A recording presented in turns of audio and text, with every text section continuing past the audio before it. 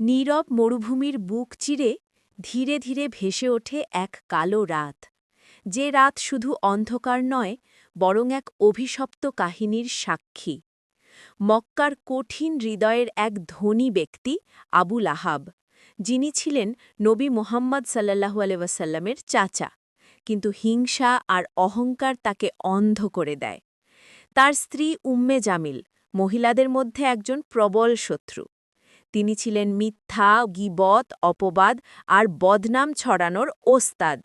নবী সাল্লাল্লাহু আলাইহি ওয়াসাল্লামের বিরুদ্ধে তিনি মানুষের মধ্যে আগুন লাগিয়ে দিতেন। রাতের অন্ধকারে উম্মে জামিল মরুভূমি থেকে কাঁটা সংগ্রহ করতেন। সেগুলো এনে নবী সাল্লাল্লাহু আলাইহি ওয়াসাল্লামের পথের উপর ছড়িয়ে দিতেন, যাতে তিনি পা ফেলে আহত হন, কষ্ট পান। এটাই ছিল তার দৈনন্দিন কাজ। নবী যখন মানুষকে তাওহীদের দিকে ডাকলেন, আবু লাহাব চেঁচিয়ে বলল, তোমার সর্বনাশ হোক। উম্মে জামিল তার স্বামীকে আরও উস্কানি দিল। তারা দুজন মিলেই নবীকে কষ্ট দেওয়াকে জীবন লক্ষ্য বানিয়ে নিল। এরপর আল্লাহ আসমান থেকে নাজিল করলেন সূরা লাহাব, একটি সম্পূর্ণ সূরা যেখানে একসাথে স্বামী স্ত্রী দুজনকেই অভিশাপ দেওয়া হয়েছে।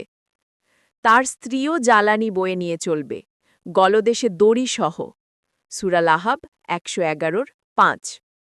কারণ উম্মে জামিল ছিলেন আল্লাহর রাসূল সাল্লাল্লাহু আলাইহি ওয়াসাল্লামের প্রতি চরম দুশমন, মিথ্যা ও অপবাদ ছড়ানোর পথপ্রদর্শক, নবীকে কাঁটা দিয়ে যন্ত্রণা দেওয়ার পরিকল্পনাকারী, মানুষের ঈমান নষ্ট করতে সক্রিয় ভূমিকা রাখা এক নারী।